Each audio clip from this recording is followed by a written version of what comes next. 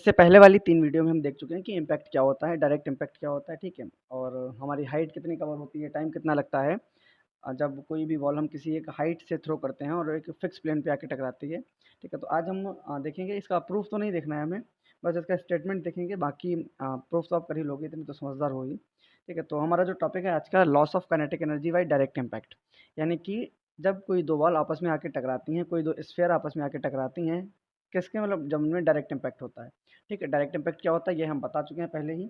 फिर भी जब हमारा जो मोशन होता है वो 2 स्फीयर के सेंटर को जॉइन करने वाली लाइन के अलोंग होता है, तो वहाँ पर डायरेक्ट इम्पैक्ट होता है, ठीक है? तो डायरेक्ट इम्पैक्ट में हमारी काइनेटिक एनर्जी का कितना लॉस होता है, यही इसमें देखेंगे हम आज, ठीक है? प्रूफ हम नहीं कराने वाले हैं, सिर्फ स्टेटमेंट हम यहाँ पर देखेंगे, बाकी इसमें होगा क्या वो चीज़ हम आपको बता दे रहे हैं, ठीक है? यहाँ पर मान लेते हैं कि हमारे पास 2 स्फीयर हैं, एक का मास m1 है और जो दूसरी स्फीयर है हमारे पास उसका मास m2 है, ठीक है? ए और बी, ये स्फीयर जो है वो u1 वेलोसिटी से मूव कर रही है और ये वाली ये सेकंड स्फीयर जो है स्फीयर बी, ये u2 वेलोसिटी से मूव कर रही है। ये u1 और u2 वेलोसिटी क्या है? वेलोसिटी बिफोर इम्पैक्ट, ठीक है? वेलोसिटी के बाद सॉरी इम्पैक्ट के बाद इनकी वेलोसिटी b1 हो जाती है और जो बी स्फीयर है हमारे पास उसकी वेलोसिटी b2 हो जाती है, ठीक है? तो यही सारी चीज़ें हमें लिख लेनी है कि इम्पैक्ट से पहले की वेलोसिटी जो है वो u1 एंड u2 है, ठीक है? इम्पैक्ट के बाद की वेलोसिटी जो है वो v1 एंड v2 है। इसके बाद दोनों स्फीयर का मास m1 और m2 है, ठीक है? और इसके बाद फिर हमें यहाँ पर जो लॉस इन काइनेटिक एनर्जी लिखना है। लॉस इन काइनेटिक एनर्जी क्या होगा? लॉस इन काइनेटिक एनर्जी का मतलब होता है हमारे पास कि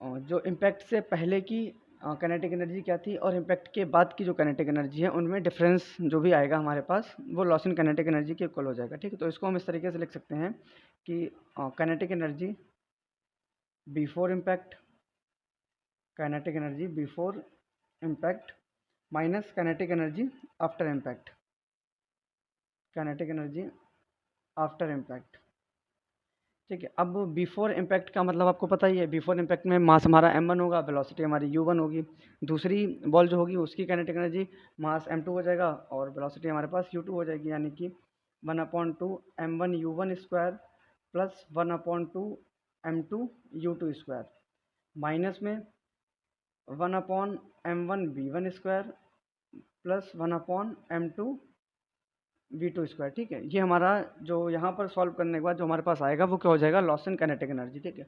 क्योंकि हम डायरेक्ट इम्पैक्ट पढ़ रहे हैं तो हम यहाँ पे इम्पैक्ट के लॉस को कैसे भूल सकते हैं?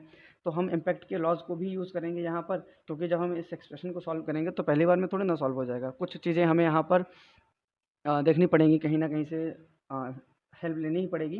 तो यहाँ पर हम जब दो स्टेटमेंट हम सॉरी जो दो हमारे पास लॉ हैं, लॉ ऑफ इम्पैक्ट और principle of conservation of momentum, ठीक है? लॉ ऑफ इम्पैक्ट क्या होता है? v1 माइनस v2, यानी कि इम्पैक्ट के बाद रिलेटिव वेलोसिटी किसके इक्वल होती है? Minus e times u1 minus u2, u1 minus u2 यानी कि रिलेटिव वेलोसिटी बिफोर इम्पैक्ट, ठीक है? इसका हम एक तो यूज़ करेंगे, दूसरा हम principle of conservation of momentum POCOM समझ जाना, ठीक है? तो उसमें क्या होता है? m1 u1 m2 u2 is equals to m1 v1 plus m2 v2, यानी कि इम्पैक्ट से पहले जो भी कंजर्वेशन सॉरी इम्पैक्ट से पहले जो भी मोमेंटम होगा दोनों स्फीयर का, सेम हमारा इम्पैक्ट के बाद भी रहने वाला है, ठीक है? तो इन्हीं दो का हम यूज़ करके अपनी इन एक्सप्रेशंस में रखेंगे जो हमारे पास है यहाँ पर, इस वाले में हम रखेंगे, ठीक है? तो हमारे पास फाइनली एक रिजल्ट निकल के आएगा ये वाला, ठीक है? ये किसके इक्वल होगा? लॉस इन काइनेटिक एनर्जी, ठीक है? तो डिराइव हम नहीं करा रहे हैं, अपने आप से कर लेना, फाइनल आंसर हमारे पास ये आएगा, ठीक है? अब एक चीज़ देखो, इसमें एक टर्म हमारे पास 1 माइनस ई स्क्वायर, जहाँ पर ई हमारा क्या है?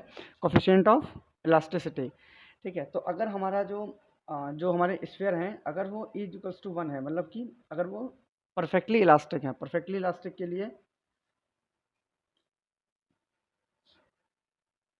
ये हमारे पास फाइनल स्टेटमेंट आएगा। इस फाइनल स्टेटमेंट में हमारे पास 1 माइनस ई स्क्वायर भी आ रहा है, ठीक है? क्योंकि जो हमने स्टार्टिंग में ये जो हमने सॉल्व किया था यहाँ पर, कहाँ गया? हाँ, इसमें हमने ई यहाँ पर यूज़ में लिया है, ठीक है? तो हमारा जो फाइनल आंसर होगा उसमें भी ई आएगा, ठीक है? अब थोड़ी देर के लिए मान लो कि हमारा जो स्फीयर है वो परफेक्टली इलास्टिक है। स्फीयर परफेक्टली इलास्टिक है, उसका मतलब क्या है कि ई हमारा 1 के इक्वल है। अगर ई 1 के इक्वल हो जाएगा तो ये वाला टर्म, ये वाला हमारा 0 हो जाएगा। अब 0 को हम किसी से भी मल्टीप्लाई करें तो हमारे पास फाइनली तो 0 ही आएगा ना। तो लॉस इन काइनेटिक एनर्जी कितना हो जाएगा? ज़ीरो, क्योंकि ये वाली पूरी एक्सप्रेशन जो है वो तो ज़ीरो हो जाएगी ना, तो लॉस इन काइनेटिक एनर्जी भी ज़ीरो हो जाएगा। कहने का मतलब क्या है कि जब हमारे पास स्फीयर परफेक्टली इलास्टिक होगी, ठीक है, तो वहाँ पर हमारा जो लॉस इन काइनेटिक एनर्जी होगा वो कितना हो जाएगा, ज़ीरो हो जाएगा।